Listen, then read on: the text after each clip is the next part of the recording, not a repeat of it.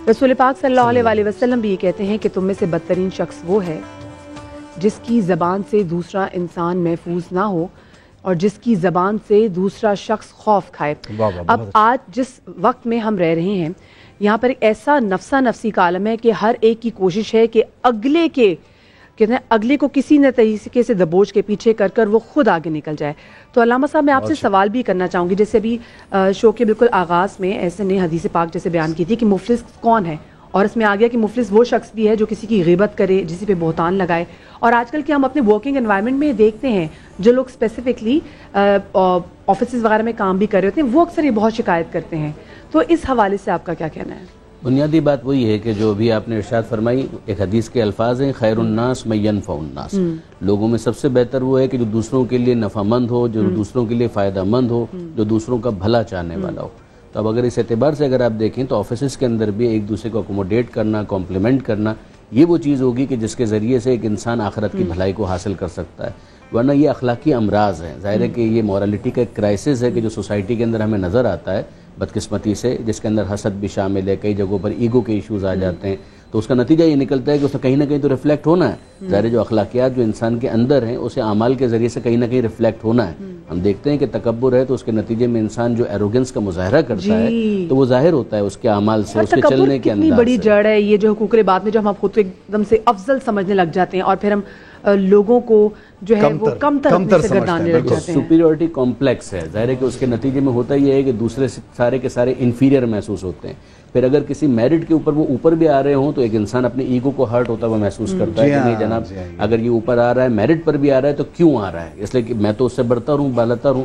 لیکن یہ کہ اگر انصاف کی بات یہ ہے کہ اس کے اندر اگر تعصب نہیں ہوگا، لیگ پولنگ نہیں کرے گا، بلکہ کہے گا کہ ٹھیک ہے اگر یہ واقعا ڈیزرو کرتا ہے تو اس کو اوپر آنا چاہیے۔ اچھا علامہ صاحب اور ڈاکٹر صاحب آپ بھی موجود ہیں، سارے بھائی کو سب سے پہلے السلام علیکم ایک مرتبہ کہیں گے جی، خیر میں خیریت سے ہیں آپ؟ الحمدللہ بہت شکریہ۔ آپ روز کی طرح یہاں پہ کوئی نہ کوئی ایسی فیملی لے کے آتے ہیں، ہمارے ہاتھوں سے ایک نیکی ضرور ہو جاتی ہے، ہمیں بڑی تسلی ہوتی ہے کہ چلیں ہم شاید باہر جا کے کچھ نہیں کر پا رہے لیکن ایک نیکی چل کے ہماری مدد کر رہے ہوتے ہیں۔ تو بیسکلی تو وہ ہماری مدد ہے دنیا اور آخرتی، کہ ہم کسی کے لیے کچھ کر لیں۔ یہاں پہ جناب آگے بڑھتے ہیں اور سوال میں یہ کرنا چاہوں گا کہ ڈاکٹر صاحب آپ دیکھیے کہ دین اسلام میں جہاد کی بہت بڑی ویلیو ہے، یعنی جہاد ایک بہت بڑا کام ہے، لیکن ایک حدیث کا جو مفہوم ہے، آقا صلی اللہ علیہ وسلم سے ایک شخص نے کہا کہ میں جہاد کرنا چاہتا ہوں۔ آپ صلی اللہ علیہ وسلم نے اسے یہ پوچھا کہ کیا تمہارے ماں باپ زندہ ہیں؟ اس نے کہا جی ہاں زندہ ہے۔ تو آپ صلی اللہ علیہ وسلم نے اسے یہ کہا کہ تم اپنے ماں باپ کی خدمت کرو۔ یہ تو ایک الگ ٹاپک ہے ماں باپ کی خدمت کا، وہ اس پہ تو ہم ضرور کسی دن اور بات کریں گے، لیکن یہ ہمیں مثال بنتی ہے یہ حدیث کہ حقوق العباد کتنے اہم ہیں ہماری زندگی میں۔ اس کے اوپر کیا کہیں گے آپ؟ لیکن میں آپ سے اسی سے میں کنٹینیو کروں گا کہ اسلام نے ہمیں دو پورشن دیے، حقوق اللہ اور حقوق العباد، اور دراصل حقوق اللہ بھی حقوق العباد ہی کی تعلیم ہمیں دیتے ہوئے نظر آتے ہیں۔ مثال کے طور پر کہا کہ من ذا الذی یقرض اللہ قرضا حسنا، کہ اپنے رب کو قرض دو۔ تو کبھی کبھی میں سوچتا ہوں کہ اللہ تو کسی بھی قرض سے جو ہے ماورا ہے، اس کو نہیں دیے جا سکتے، لیکن وہ اتنا عجب بے نیاز ہے کہ وہ قرض اپنے نام سے لیتا ہے اور اسے تقسیم اپنے بندوں میں کرواتا ہے۔ تو اسلام کی جس طرح زکوٰۃ کا نظام ہے اسلام میں، یہ بھی ہیومینٹی کا سسٹم ہے، ویلفیئر کا بہت بڑا نظام اسلام نے ہمیں دیا۔ اور آقا کریم علیہ الصلوۃ والتسلیم نے فرمایا کہ حسنوا اموالکم بالزکاۃ وداووا مرضاکم بالصدقہ، کہ اپنے مال کو زکوٰۃ دے کر سجا لو اور صدقہ دے کر اپنے آپ کو بیماریوں سے بچا لو۔ ٹھیک ہے جی، ایک سوال جو بہت مرتبہ کیا جاتا ہے اور بار بار میرے ذہن میں بھی آتا ہے، آپ یہاں موجود ہیں سب لوگ ہیں تو یہ سوال بھی آپ سے کر ہی لیں اس بہانے سے، اگر کسی شخص نے کسی کا قرض دینا، کیونکہ قرض بھی ایک ایسی چیز ہے جو ادا نہ کیا تو بخشش نہیں ہے، آپ اس کی وضاحت بھی کریں گے کہ قرض دینا واپس لوٹانا کتنا ضروری ہے۔ تو وہ شخص جو دنیا سے چلا گیا، وہ شخص دنیا سے چلا گیا، تو کیا اس کی اولاد پر اگر وہ افورڈ کر سکے یا نہ کر سکے تو کتنا لازم ہے قرض واپس لوٹانا؟ یہ بہت سے لوگ سوال کریں، اور قرض کی وضاحت یہ بھی کیجیے گا کہ کیا قرض جو ہم 100-200 روپے کو بھی ایسے سمجھتے ہیں کہ 500 لیا تھا 1000 ہے، کوئی بات نہیں یار، لاکھوں تھوڑی ہے، دے دیں گے بھائی، کیا کہیں گے آپ؟ جناب دین اسلام تو قرآن نے کہا نا فَمَن يَعْمَلْ مِثْقَالَ ذَرَّةٍ خَيْرًا يَرَهُ وَمَن يَعْمَلْ مِثْقَالَ ذَرَّةٍ شَرًّا يَرَهُ، کل قیامت میں ذرہ برابر خیر ہے وہ بھی تم پاؤ گے، ذرہ برابر شر ہے وہ بھی تمہارے سامنے آئے گا.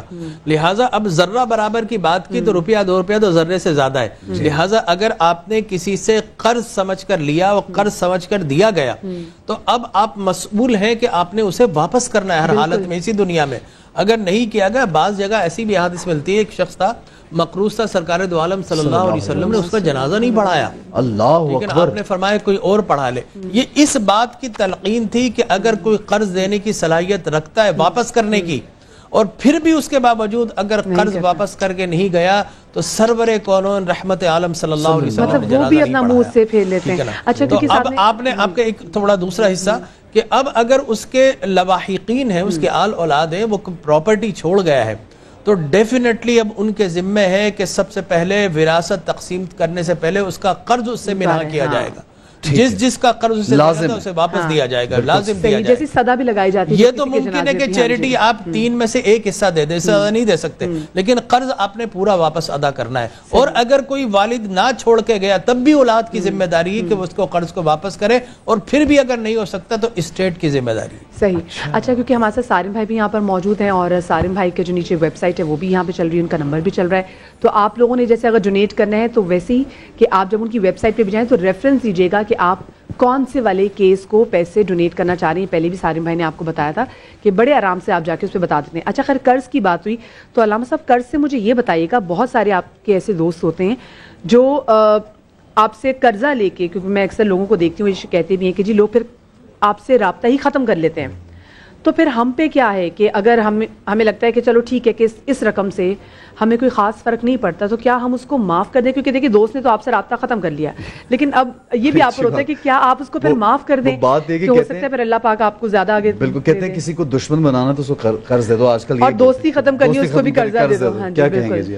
بنیادی بات یہی ہے کہ جس کو قرض دیا گیا اس کی ذمہ داری تو رہے گی، یعنی اگر اس کا یہ ایٹیچیوڈ ہے تو ظاہر ہے کہ یہ احسان فراموشی کے ذیل میں آتا ہے. علامہ صاحب، دین میں کیا حکم ہے ہمارے آئمہ کے حوالے سے؟ آپ ہمیں بتائیے. نہیں، کوئی معاف کرنا اس کے لیے ضروری نہیں، لیکن اس کے اخلاق کی اور اس کے اعلیٰ ظرفی ہے، اگر وہ معاف کر دے تو ظاہر اس کے پاس یہ رائٹ تو ہے. اب مدی آپ کو کسی نے قرضہ دینا ہے، میں جانتا ہوں بہت لوگوں نے دینا ہے، تو میں اچھی بات ہے آپ کو معاف کر دیں. قرآن نے کہا وَإِن كَانَ ذُو عُسْرَةٍ فَنَظِرَةٌ إِلَىٰ مَيْسَرَةٍ وَأَن تَصْدَقُوا خَيْرٌ لَكُمْ إِن كُنتُمْ تَعْلَمُونَ. کچھ لوگ ایسے ہیں جو قرض دینا چاہتے نہیں دے سکتے، ان کو مہلت دو، ان کو رخصت دو. نہیں، وہ تو اگر مجبوری ہم دیکھ رہے ہیں علامہ صاحب، دیکھیے مجبوری ہم دیکھ رہے ہیں، لیکن جب رشتے ختم ہو جاتے ہیں. جو آپ ڈسکس کر رہے تھے اس کے اندر تو یہ تھا کہ اس نے بے رخی کا مظاہرہ کیا ہے، اس نے تعلق کو قطع کر لیا ہے. اس کا مطلب یہ ہے کہ ایک احسان فراموشی والا معاملہ ہے. اس کے اندر تو ہمیں اس حدیث سے رہنمائی لینی پڑے گی کہ من لم یشکر المخلوق لم یشکر الخالق، کہ جو مخلوق کا شکریہ ادا کرنے کا ظرف نہیں رکھتا وہ خالق کا کیا خواب شکریہ ادا کرے گا. جیسے کہ مخلوق تو سامنے ہے، جو سبب ہے اسی کا اگر شکریہ ادا نہیں کر پا رہا تو جو مسبب الاسباب ہے اس تک اس کی توجہ کیا پہنچے گی. لہٰذا بنیادی بات یہ ہے کہ جس نے احسان کیا ہے، جس نے نیکی کی ہے، اس کے احسان کو، اس کی نیکی کو یاد رکھے، خامخواہ اس کو ڈیلے نہ کرے، اس کے اندر بے توجہی کا مظاہرہ نہ کرے، اور بہرحال اگر دینے والا اپنی اعلیٰ ظرفی کا مظاہرہ کرتے ہوئے معاف کرنا چاہے تو یقیناً یہ بہت اچھی چیز ہے. لیکن اگر دینے، بالکل یہ تو بہت اچھی بات ہے، لیکن اگر آپ یہ بھی دیکھ رہے ہیں کہ دوسرا مجبور نہیں اور جان کے قرض واپس نہیں کر رہا تو پھر یہ اس کی کوتاہی اور لاپرواہی ہے. قرض کی بات کریں، ایک بات ایڈ کروں گا چھوٹی سی. ایک تو قرض کی اگر بات کریں نا، میں نے بہت لوگوں کے ساتھ اس طریقے سے کیا ہے، 99 کیا کہیں 100% ریٹرن نہیں کرتا، کوئی نہیں آتا، سچ آپ کو بتاؤں، اور پھر آپ سے سلسلہ بھی توڑ دیتے ہیں. بالکل، اور آپ کا پھر رابطہ ہی خراب ہو جاتا ہے نا پھر تو. اچھا، دوسری بات یہ ہمارے والد مرحوم کہتے تھے کہ کسی کو قرض اول تو دو نہیں، اور دیتے ہو تو اتنا دو جو تم معاف کر سکو. تو اس چیز کو بھی اگر ہم لے کر کے چلے نا، ادھار ایک ایسا جادو ہے کہ بندہ اگر وہ مجبور ہے تو ہم اس کو قرض کے نام بھی دے دیں بھلے.